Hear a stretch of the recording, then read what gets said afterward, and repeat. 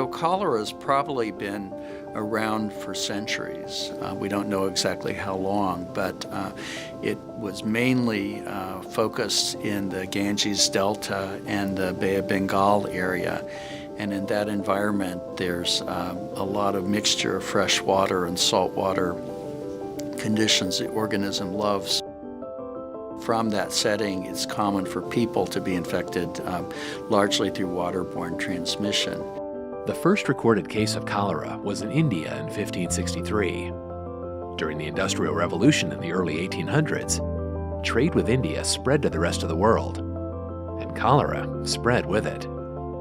Starting in the 19th century with increased globalization and increased trade, the cholera has spread in waves that have spread throughout the world, so-called pandemics. And now there have been 7 pandemics that have really devastated the entire world. Once cholera reached Europe, it spread along rail lines and waterways. But without knowing how cholera was spread, there was no way to stop it. And nobody knew at one point in time that bacteria were even causes of diseases. We didn't know that there was an association between disease and sewage from a population and wells of water that were used for life-giving sustenance. So a lot of times these would get contaminated. In the mid-1800s, cholera made its way to London and got into the local water supply. And John Snow identified the water supply, particularly in one area, as the epicenter of the cholera epidemic. So Dr. Snow decided that he would run the experiment, and we still use deletion to prove cause and effect relationship today. He took the handle off the Broad Street pump, put it in his bag, and went back to his office. People couldn't get water from that well. So he saw a decrease in the incidence of cholera among the people there.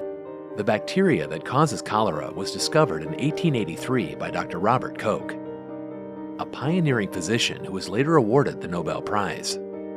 So Koch was the one that actually identified the vibrio that causes cholera. He identified these rapidly swimming organisms in the stool of people that were dying of this overwhelming illness. So there are 2 serotypes of Vibrio cholera, and one is called O1, and second is called non-O1. In that O1 group, there are 2 major biotypes. One is the classical cause that's caused most of the first 6 pandemics, and then more recently there's a biotype called L-Tor that's been associated with the 7th pandemic globally. The 7th pandemic started in 1961 and is still rampant in many developing countries.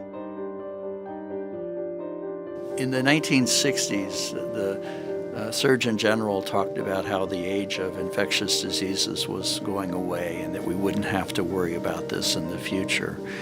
And that was clearly a mistake. Cholera is one of the diarrheal diseases that continue to be devastating killers worldwide.